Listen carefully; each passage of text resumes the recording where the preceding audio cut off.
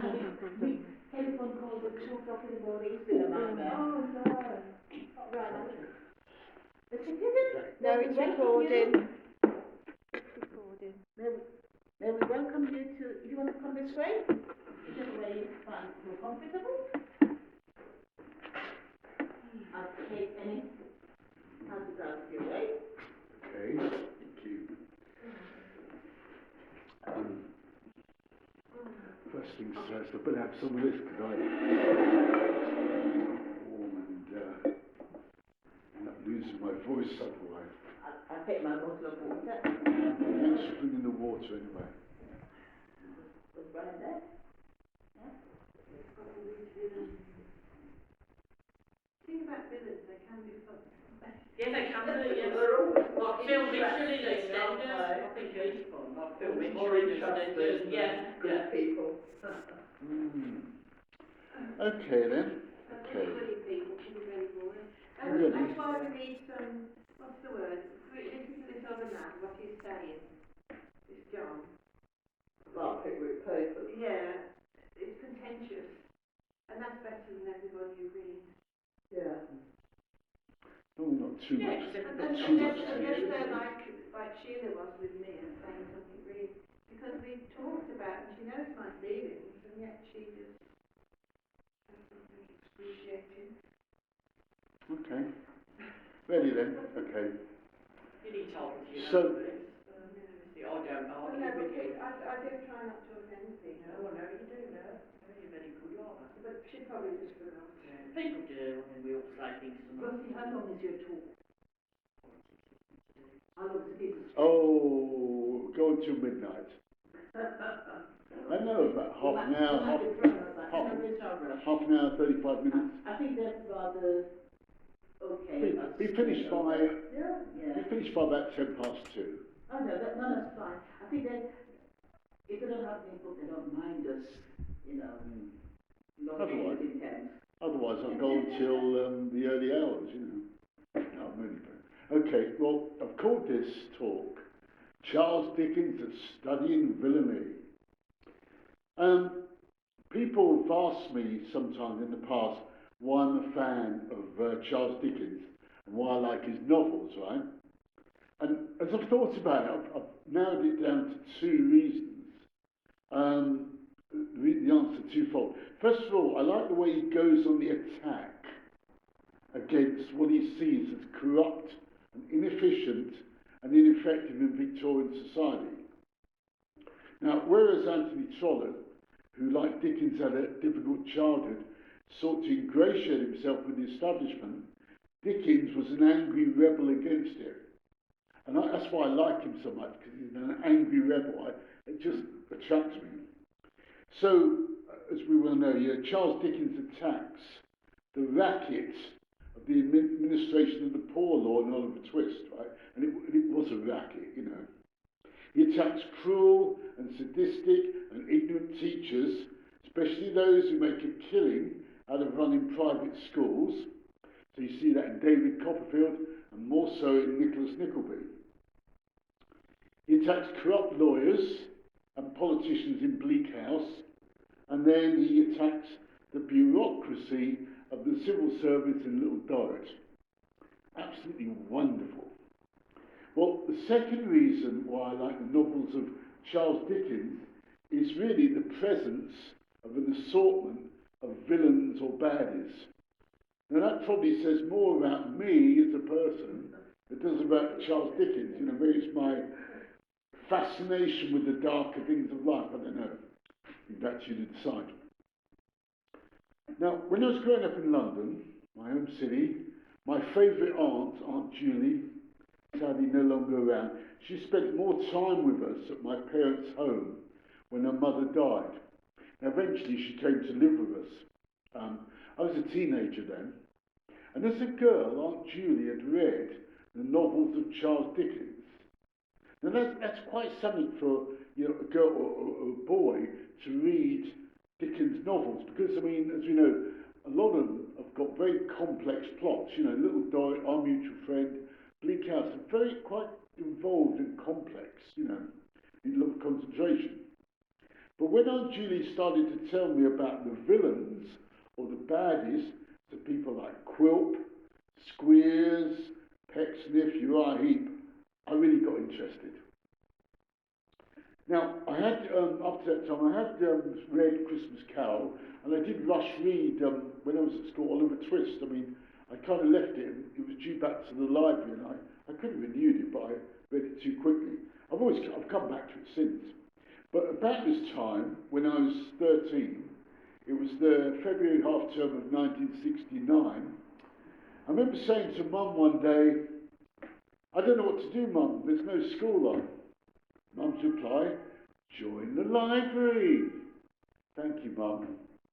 So off I went to Central Library, a big library in Kensington, off High Street Kensington in London, and I joined the library, and on one shelf there was a whole load of novels by Charles Dickens in the Oxford Illustrated version.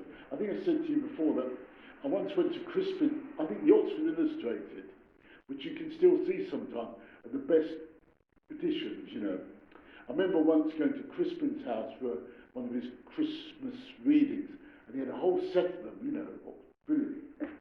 Well, and also, I mean, libraries were much better stocked 56 years ago in 1969 than they are now.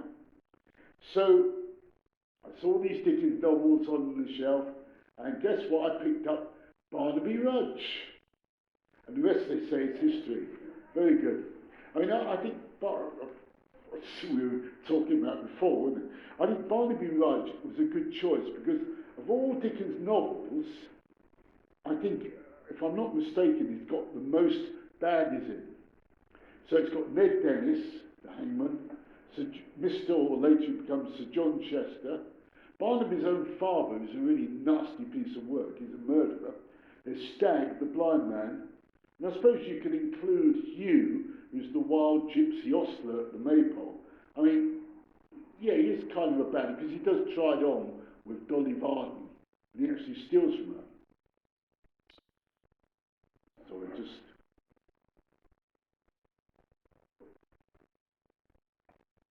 Now, unlike his contemporaries, so people like George Eliot, the Brontes, Elizabeth Gaskell and William Thackeray, Charles Dickens does seem to specialise in having pantomime villains in his novels. Now, it's not to say that these other Victorian novelists that I mentioned don't have baddies in their novels. So take George Eliot, for example.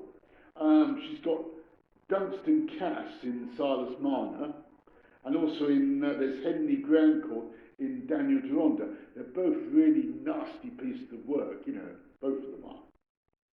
But Charles Dickens seems to specialise in baddies, and I think it's great. I really do. I like it. So when you're looking at the villains in Dickens' novels, as I've said in previous talks, you've really got two types. You've got those with a sort of comic, absurd or ridiculous side, and secondly, you've got those who there's absolutely nothing to laugh about at all. So take the former category, for example. You've got people like Squeers, Quilp. Now, even though they are nasty pieces of work, they've got this sort of ridiculous or comic side. And I suppose others in this category, which include people like Pecksniff, who's really quite slimy. Also Silas Wegg, the one-legged man in Our Mutual Friend, who actually blackmails Mr. Boffin. There's something quite comic about him, but still bad. But as I've said, you've got others, the second type of category that I've mentioned, who you just don't laugh at. There's nothing funny about them. And so those examples are Fagin, Bill Sykes, Ralph Nickleby, Jonas Chuzzlewit, and also Roger or Rogue Riderhood. In fact, I'd say that Jonas Chuzzlewit is probably one of Dickens' nastiest pieces of work. Rogue Riderhood is a close second. You know? Now, some Dickens villains actually, they kind of fall into both those categories. You know, they're like in between. They're equally dangerous or menacing. So, example like Ned Dennis in Barnaby Rudge, Uriah Heep. I mean, Uriah Heep with all his writhing and saying how humbly is, you know, there's the funny side. But boy, when I gave the talk about David Copperfield, he is dangerous. You know, remember, he ruins Mr. Whitfield by playing on his sort of alcoholism and gets him to drink, gets an ascendancy over him. He ruins financially Aunt Betsy Trotwood, and he's got this obsessive, it comes out later, this obsessive hatred of David Copperfield himself. I mean, there's others in Dobbins on his Carker with his, you know, smart, he's like a cat, you know. And then there's that chap in Little Dorrit, you know, who changed his name, Rigor Blondois Lagnier, who's, you know, his moustache goes up. But he's a murderer, he's a really dangerous criminal. You know? Now, to look at all these villains would be too much, you know, I couldn't do it, else we would be here till midnight, right? So what I decided to do is pick out a couple of characters in Dickens' novels who don't stand out as obvious villains, but by their behaviour, they put themselves on the bad side, on the fence of being a baddie. And the first of these examples is from Hard Times, Mr. James Harthouse. Now, most of the other villains or baddies are mentioned are either ugly, they're horrible to look at, or they're deformed, right? They certainly don't have any sex appeal, you know, and they're not attracted to the opposite sex. I mean, take Squeers, for example, with his one eye, you know. Well, I mean, he's got a wife and 2 kids, so something must have gone on there. And who on earth, why on earth would a very pretty or attractive woman like Betsy Quill marry such an ugly dwarf like Quill? But she did, and that was that.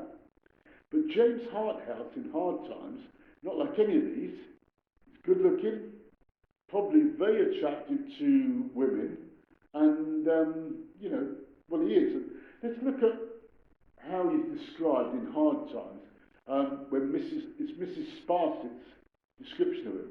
Now, what happens is that he arrives at Coketown, where Hard Times is set on a very hot summer's day, but like the weather we're having at the moment. Yeah, we're having a lot this weekend. Oh, we certainly are, I know, don't tell me that. Well, he arrives, I mean, on a very hot summer's day, he arrives at Coketown, and I'll read how Mrs. Sparsit describes it. The visitor, having strolled to the window and then being engaged in looking carelessly out, was as unmoved by this impressive entry as a man could be. He stood whistling to himself with all imaginable coolness, with his hat still on, and a certain air of exhaustion upon him, in part arising from the excessive summer, and in part from excessive gentility. For it is to be seen with half an eye that he was a thorough gentleman, made to the model of the time, weary of everything, and putting no more faith in anything than Lucifer. I believe, sir, quoth Mrs. Sparsit, you wish to see me. I beg your pardon, he said, turning and removing his hat. Pray excuse me. Thought Mrs. Sparsit, as she made a stately bend. 35, good looking, good figure, good teeth, good voice, good breeding, well dressed, dark hair, bold eyes. All of which Mrs. Sparsit observed in a womanly way, like the sultan who put his head in a pail of water, merely dipping down and coming up again.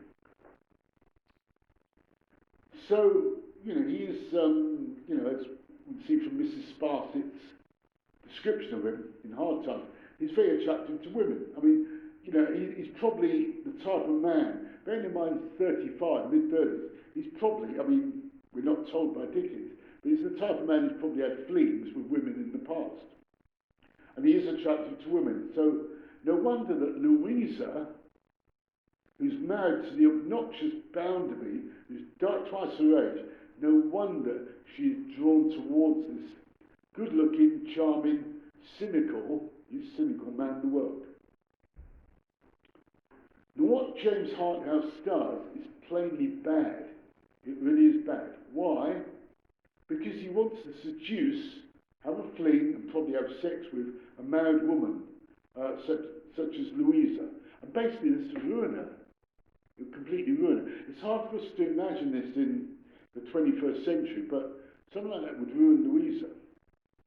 I mean, he's really behaving, when you think about it, in a similar way to Steerforth and David Copperfield.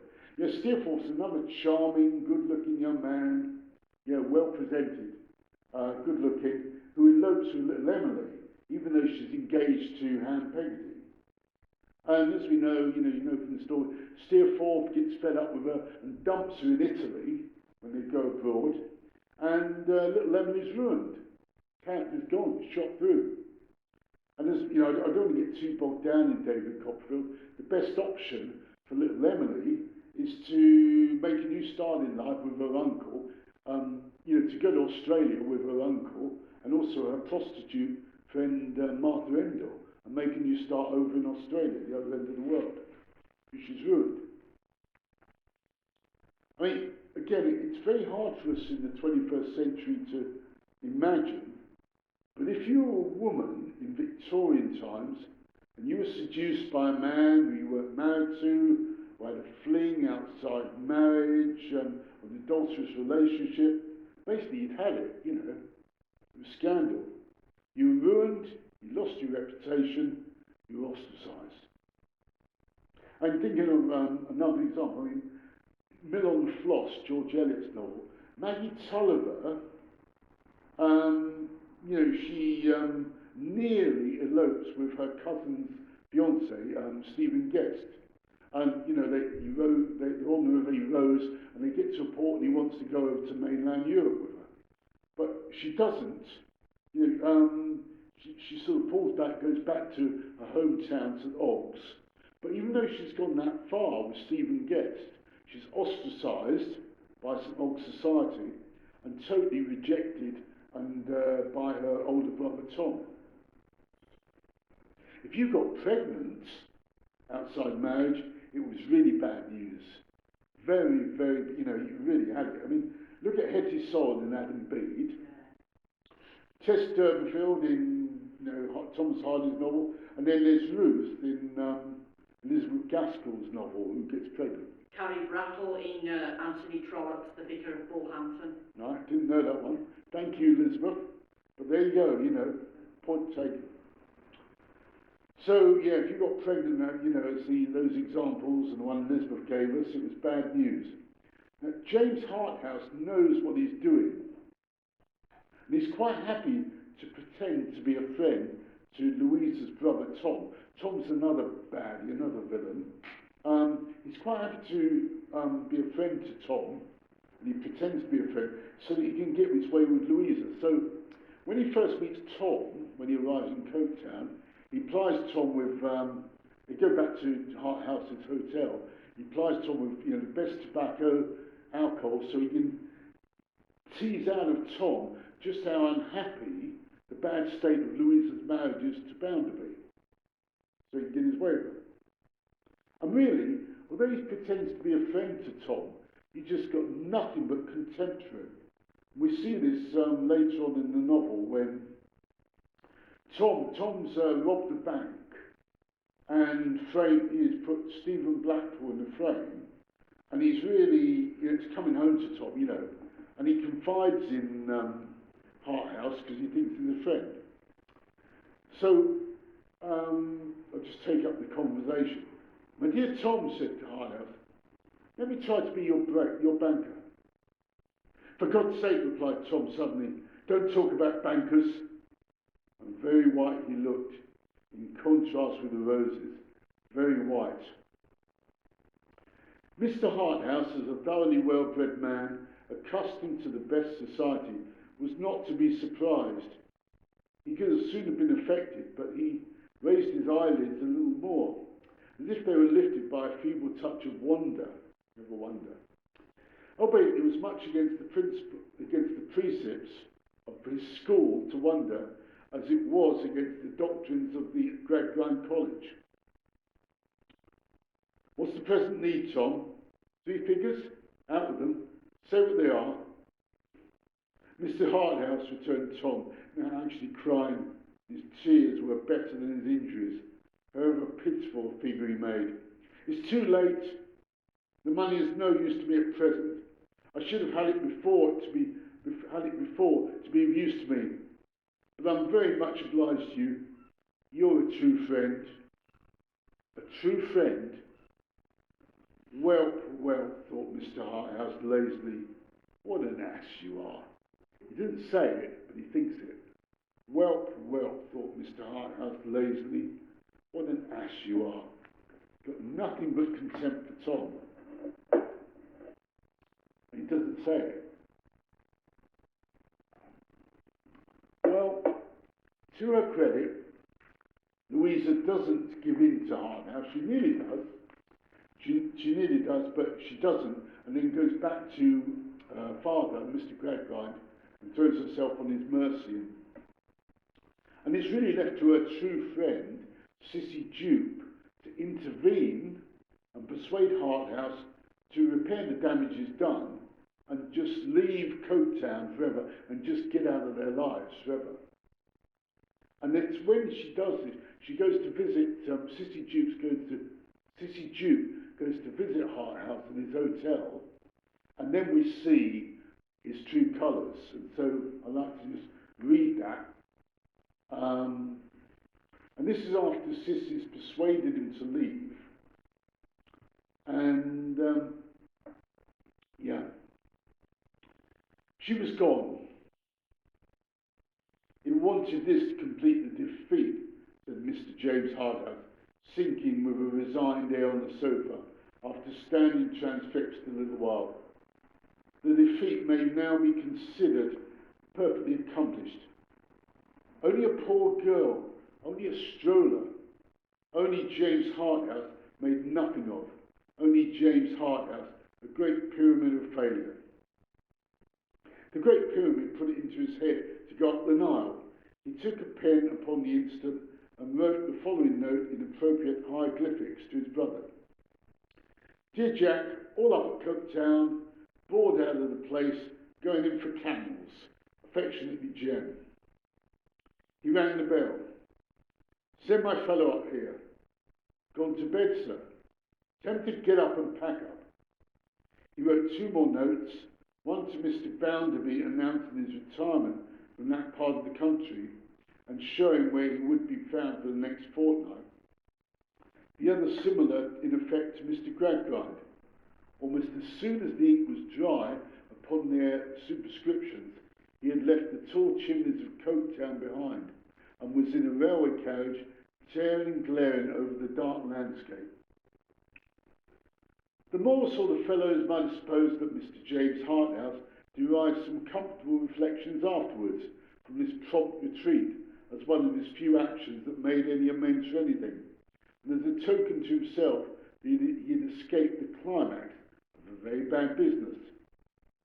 It was not so at all. A secret sense of having failed and been ridiculous, a dread of what other fellows who went in for similar sorts of things would say at his expense if they knew it, so oppressed him that what was about the very best passage in his life was the one of all others he would not have owned up to on any account, the only one that made him ashamed of himself. So his attempt to seduce Louisa didn't do him much good, and basically totally selfish, heartless, cynical. So that's James Harthouse.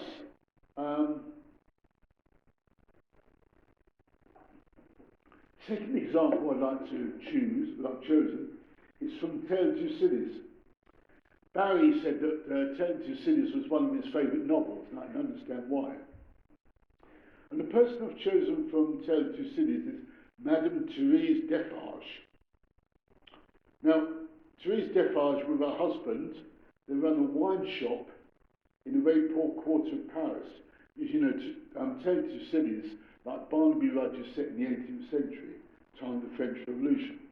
Well, Therese Defarge and her husband run this wine shop in a very poor quarter of Paris. And at first, they look after Dr. Manette after he's been released after many, many years of imprisonment in the Bastille. And later, their wine shop becomes headquarters for those who were involved in the revolution in Tale of Two Cities. Now, Madame Defarge, like her friend, a woman called the Vengeance, really enjoys knitting and watching heads roll at the guillotine. Right? It's a sport. And basically, she wants revenge on the Evremond family. Now, why does she want revenge? Because the two St. Evremond brothers, aristocrats in pre-revolutionary France, had raped, I mean, what they'd done is awful. They'd raped a sister, a peasant girl, and they'd killed her brother, who challenged them to a duel. And challenging a peasant guy, challenging aristocrats to a duel wasn't really good news. And so they raped the sister, that's Madame Defarge's sister, and killed the brother as well. And she wants revenge, basically. I mean, earlier in the novel, one of the St. Evremond brothers, riding his carriage, runs over, he's riding through the very poor quarter of Paris where the Defarges have their wine shop, and he runs over the child of a very poor man called Gaspard, outside of the Defarges' wine shop. And the aristocratic Marquis is very callous, very arrogant in his attitude. Really, he's really horrible. And, you know, in a very sort of snotty, arrogant way, he throws out a coin as a way of sort of recompense, if you like. He throws it out and says, yeah, here, take this might do the damage. And what happens is that someone throws the coin back into his carriage. Now, we're not told who it is. It annoys him, really riles him. We're not told, but I think we can possibly assume that it's Madame Defarge herself. Right? Well, as I said, she wants revenge. Now, revenge isn't always regarded as a bad thing in fiction. I mean, you know, I would take Wuthering Heights. You know, a lot's made of Heathcliff and Cathy, and their love story, and that's fair enough. But a lot of Wuthering Heights, I think, is Heathcliff getting his own back on the Earnshaw family for the way they ill-treated him when Mr. Earnshaw first brought him in. You know, he makes some money, gets his own back on them. And Heathcliff's pretty nasty, but really they were asking for it. Another example is in The Count of Monte Cristo. I mean, Edmond Dantes, The Count of Monte Cristo in Alexandre Dumas's novel, that name, seeks and eventually gets revenge on the three men who were responsible for him being banged up wrongfully for 14 years in the Chateau d'If. The three men are Fernand, Villefort, and Danglars. Now, they had it coming to them, what they did to him, because they were jealous. They had it coming to them. Yet, the Count of Edmond Dantes, or the Count of Monte Cristo, realises that he's gone too far when he sees the devastating effect of his revenge on Villefort's second wife and child. You know, to his horror, so he pulls back. Not so Madame Defarge. The trouble is with Madame Defarge is that she picks on the wrong people. She wants Charles Darnay and his wife Lucy to go to the guillotine. Now, you know, Charles Darnay, who's the son of one of the Evremond brothers and the nephew of one of the other ones. You know, it wasn't Charles Darnay, but his father and his uncle who were responsible for her sister's rape and her brother's death. And Lucy, Charles Darnay's wife, is completely innocent, totally innocent. I mean, in this you can say that Madame Defarge is a bit like a picture of the French Revolution. French Revolution set out to overthrow or right the wrongs of a oppressive regime, which is outdated, but then it went too far and innocent people ended up going to the guillotine. I mean, in Terror Two Cities, there's that seamstress, that poor seamstress, who goes to the guillotine with Sidney Carton, this poor seamstress who wouldn't harm anyone. And Madame Defarge is targeting innocent Charles Darnay for his father and uncle's crime. It really puts her on the villain's side of the fence, especially her desire to see Lucy, Charles Darnay's wife, to go to the guillotine.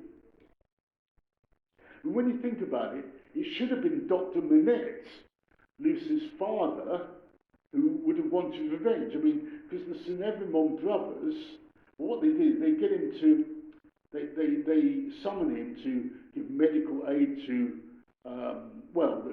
the sister who they've raped, the girl they've raped and the brother who's dying. But because he sees what they've done, and they're frightened he's going to be a whistleblower, they have him arrested and banged up in the Bastille for all those years. So you know, it should have been him, but he doesn't want revenge, you know. And basically, Madame Defarge brings about her own destruction when, in a desperate attempt to go after Lucy and the rest of her family, she ends up having a fight with Lucy's very faithful companion, Miss Pross, and accidentally shoots herself. And what I want to do is read just the account of that fight that Miss Pross and Madame Defarge had. So it's a long one, so I better... What's happened is that Lucy and Dr. Manette and Charles Darnley has been rescued. They do a runner, and Madame Defarge goes after them. But Miss Pross kind of uses delaying tactics. So each spoke in her own language. Neither understood the other's words. Both were very watchful and intent to deduce from look and manner what the intelligible words meant. It would do her no good to keep herself concealed from me at this moment, said Madame Defarge. Good patriots will know what that means. Let me see her. Go tell her that I wish to see her. Do you hear? If those eyes of yours were bed winches, returned Miss Pross, and I was an English four-poster, they shouldn't lose a splinter of me. No, you wicked woman, I'm your match. Madame Defarge was not likely to follow these idiomatic remarks in detail, but she so far understood them as to perceive that she was said at naught. Woman, imbecile, pig-like, said Madame Defarge, frowning. I take no answer from you. I demand to see her. Either tell her that I demand to see her, or stand out of the way in the door and let me go to her. This with an angry explanatory wave of her right arm. I little thought, said Miss Pross, that I should ever want to understand your nonsensical language. But I'd give all I have, except the clothes I wear, to know whether you suspect the truth or any part of it. Neither of them for a single moment released the other's eyes. Madame Defarge had not moved from the spot where she stood when Miss Pross first became aware of her, but she now advanced one step. I'm a Briton, said Miss Pross. I'm desperate. I don't care an English twopence myself. I know that the longer I keep you here, the greater hope there is for my ladybird. I'll not leave a handful of that dark hair upon your head if you lay a finger on me. Thus Miss Pross, with a shake of her head and a flash of her eyes between every rapid sentence, a whole breath. Thus Miss Pross, who had never struck a blow in her life. But her courage was of that emotional nature that had brought the irrepressible tears into her eyes. This was a courage that Madame Defarge so little comprehended as to mistake for weakness. Ha ha, she laughed. You poor wretch. What are you worth? I addressed myself to that doctor. Then she raised her voice and called out, Citizen Doctor, wife of Evremond, child of Evremond, any person but this miserable fool. Answer the Citizeness Defarge.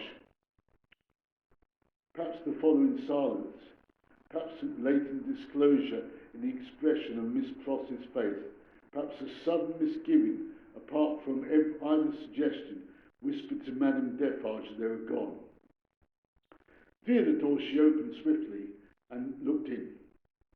Those rooms are all in disorder. There's been hurried packing. There are odds and ends on the ground. There is no one in that room behind you. Let me look. Never, said Miss Pross, who understood the request as perfectly as Madame Defarge understood the answer. If they are not in that room, they are gone and can be pursued and brought back, said Madame Defarge to herself. As long as you don't know where they are, whether they're in that room or not, you aren't certain what to do, said Miss Pross to herself. And you shall not know that, if I can prevent your knowing it, and know that, or not know that, you shall not leave here while I can hold you. I've been in the streets from the first. Nothing has stopped me. I will tear you to pieces, but I'll have you from that door, said Madame Defarge. We are alone at the top of a high house, in a solitary courtyard. We are not likely to be heard, and I pray for bodily strength to keep you here, while every minute you are here is worth 100,000 guineas to my darling, said Miss Pross. Madame Defarge made at the door. Miss Pross, on the instinct of the moment, seized her round the waist in both her arms and held her tight. It was in vain for Madame Defarge to struggle and strike. Miss Pross, with the vigorous tenacity of love, always much stronger than hate, clasped her tight and even lifted her from the floor in the struggle that they had. The two hands of Madame Defarge buffeted and tore her face, but Miss Pross, her head held down, held her round the waist and clung to her with more than the hold of a drowning woman.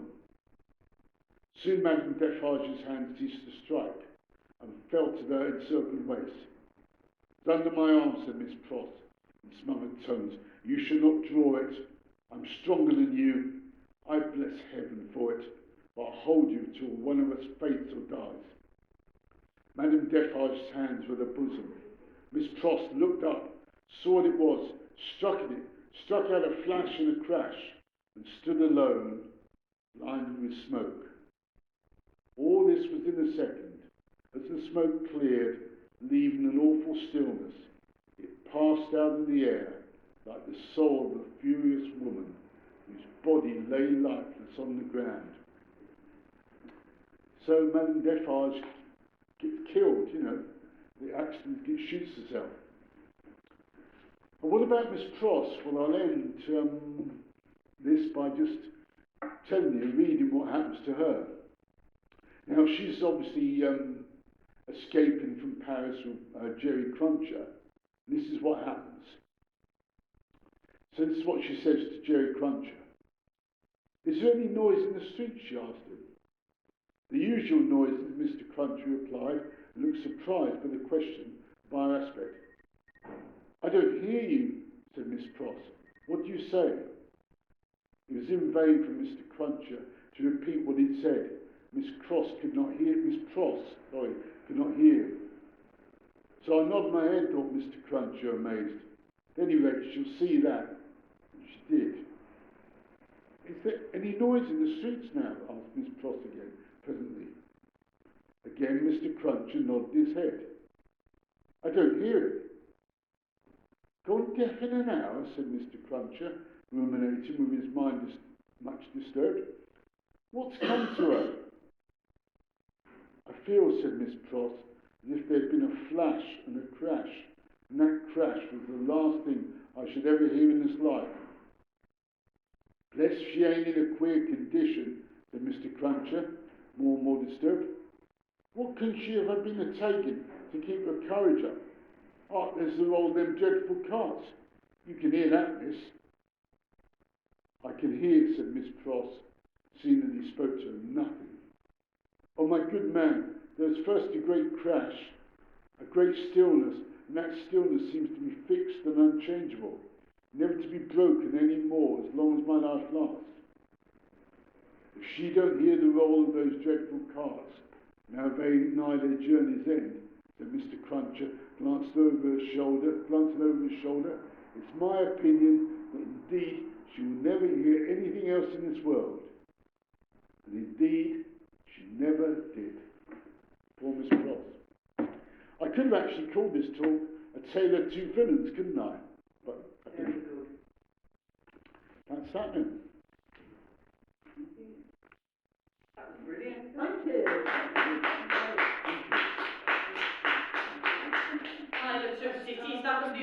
was thinking of, that I couldn't think of down there. Good one, yeah. Thinking, yeah, Well, Brian knows his subject. he does. It's a wonderful thing. It's great to bring in hard times as well, because often hard times is forgotten. Yeah, I think that's a good later novel. It is, isn't it? Yeah. And a sort of different type of novel, isn't it? But Yeah. it's really interesting what you said about James Harter. Yeah, different, yeah. John would make. So the show is running over, and Sorry, I didn't hear that. it's good. I'm just trying to think how many years now that you've done it as annual talk for us. Yeah. Yeah, Quite a few. wonderful. Thank you. Anybody else anything, right? I love the line at the end when Miss Pross and Madame Defarge are fighting, and he says that Miss Pross is stronger because she fights through love, whereas Madame Defarge fights through hate. I love that line. So do I, yeah. It's lovely, isn't it? Yeah. It's great, it's really good. Yeah. Yeah, it's stronger. Yeah. Fear Sorry? is no stronger than fear. Is love stronger than The fear? fear. Yeah. I suppose so. I think so. Fear is certainly very strong, but yeah, love Paralyzed. overcomes What's fear. his name, the one that wrote that, the Prince? Who wrote the Prince? Oh, Anton Exupéry? No. Oh, Machiavelli. Yeah. They made quite a bit of him, you know. I mean, the one time he was in hell, but actually he told the truth. Yeah, I think the truth. You think? Yeah. A matter of opinion. Again. Prince Machiavelli, what's that? The Prince. Oh, it's somebody. It's a book written about if you wanted to be a ruler, what you have to do. And actually, nothing he said was vengeful, in all fairness, but it was completely hard. Yeah. Is that true, what I'm saying? I can't remember the details now. He That's basically okay. said that That's the feeling I've got. Nothing was wrong, but he was telling the truth. if you wanted to be a leader, you have couldn't have a conscience, sort of thing, wasn't it?